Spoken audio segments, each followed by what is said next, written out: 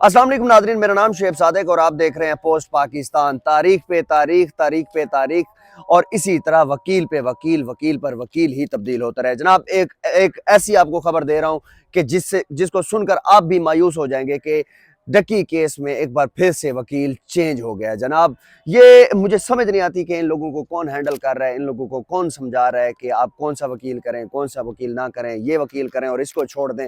बिलाखिर मैं खुद तंग आकर ये सोच रहा हूँ कि यार ये डकी की जो फैमिली है वो क्या कर रही है, आखिर इनको क्या पता है कि वकील के ऊपर इतबार कर लो, वकील के ऊपर जो है आप ट्रस्ट कर लो, वही आपको आगे लेकर जाएगा। लेकिन मजाल है कि इन लोगों के जो है ना समझ से बाला तर है ये क्या हो रहा है। मैं आपको आज 3 खबरें दूंगा और जो है वो 3 खबरें हैं। एक अरूप जतोई के बारे में है और एक बाबा ओपी के बारे में है और एक डकी भाई के बारे में है।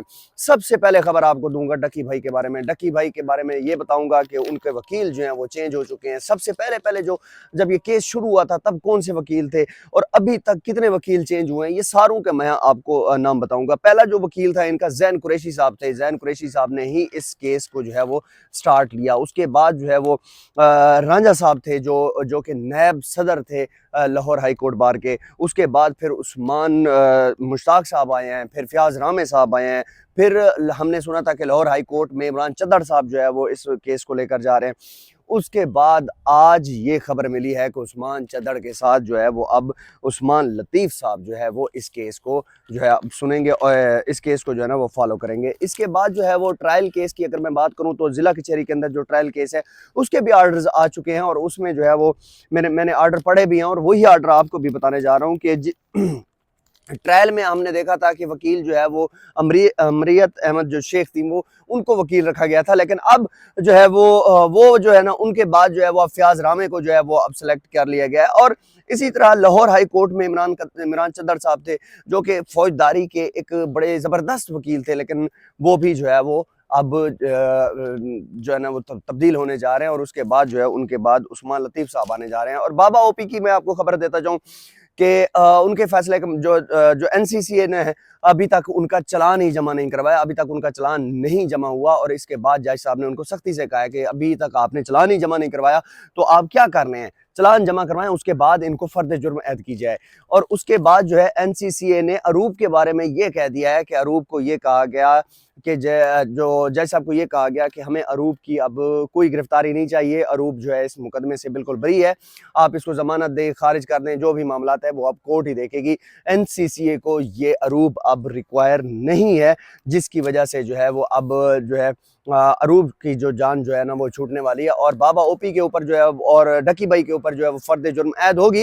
लेकिन उसके ऊपर थोड़ा सा जो है वो जज साहब ने कहा कि अभी जो है वो जब तक चालान पेश नहीं होता तब तक कोर्ट की जो है प्रोसीडिंग जो है वो आगे नहीं लाई जा सकती। उसके मैं आपको बताता जाऊं कि 2 दिन के बाद जो है वो डकी भाई की जमानत भी जो है वो आने वाली है और उसके ऊपर देखते हैं जस्टिस शहराम साहब जो है वो क्या करते हैं। लेकिन फयाज रामे साहब के मुताबिक उन्होंने कहा है कि अगर जज साहब ने जो है वो दोनों पार्टीज को सही तरीके से सुन लिया उसके बाद कोई 20-30 मिनट के अंदर वो जो है ना वो केस को फारिग कर सकते हैं और बाबा इसको डकी भाई को जो है वो जमानत मिल सकती है।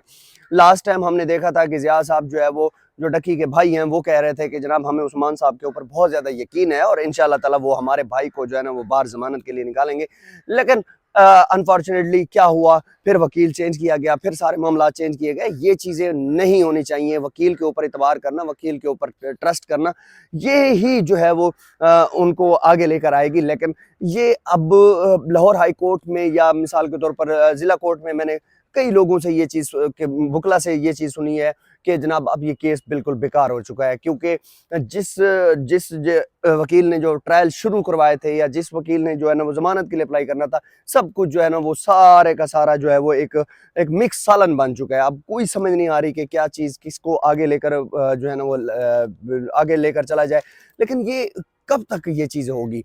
लेकिन इसके बाद मैं आपको बताऊं जो अली इशफाक साहब हैं, वो मियाँ अली इशफाक साहब हैं, उन्होंने एनसीसीए के जो करप्ट अफसरान थे उनकी तरफ से जो है ना वकालत कर रहे हैं। अब वो जो है वो अब होने क्या जा रहा है कि उनकी जमानत जो है वो भी दायर करने जा रहे हैं। जनाब अब आपके सामने था कि जो है वो डकी के जो करप्ट अफसरान थे जिन्होंने मतलब डकी को पकड़ा था, वो जुडिशल भी हो गए। उसके बाद जो है वो جسمانی ریمانڈ کے بعد پھر جوڈیشل ہوئے، پھر اب ضمانت کے لیے جا رہے ہیں۔ میرے ایک دوست ہے عثمان زیب صاحب، وہ اکثر کہا کرتے ہیں کہ جناب مجھے لگتا ہے کہ ڈکی سے پہلے جو ہے نا یہ کرپٹ افسران باہر آ جائیں گے۔ یہ ایک بہت بڑا سوالیہ نشان ہے۔ اب جو ہے وہ ایک اور خبر بھی آپ کو دیتا جاؤں کہ ڈکی کے جو جنہوں نے ڈکی کے اوپر ہاتھ ڈالا تھا، وہ سرفراز چودھری صاحب جو ڈائریکٹر صاحب تھے این سی سی اے کے، انہوں نے ان کی بھی جو جیل جو ہے وہ شفٹ کر دی گئی ہے، کوٹ لکھپت جیل میں ان کو بھیج دیا گیا ہے۔ وہ جو ہے وہ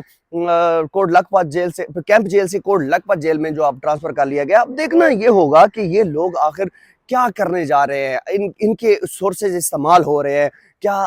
کیمپ جیل میں ان کے اوپر کوئی پابندی تھی، کوئی اس طرح کے ان کو جو ہے نا وہ روک ٹوک کیا جا رہا تھا، کیا وجہ کیا ہے؟ اور اسی طرح اگر آپ جاتے ہیں کوٹ لکھپت جیل میں، وہ ایک کھلی جیل ہے، وہاں پر جو ہے نا وہ کوئی پابندی اور یا اس طرح کی کوئی چیز نہیں ہوتی، اور قیدی جو ہے وہ اپنی جو ہے مزے کی زندگی گزارتے ہیں۔ اب یہ سب کچھ جو ہے وہ آپ کے سامنے ہے۔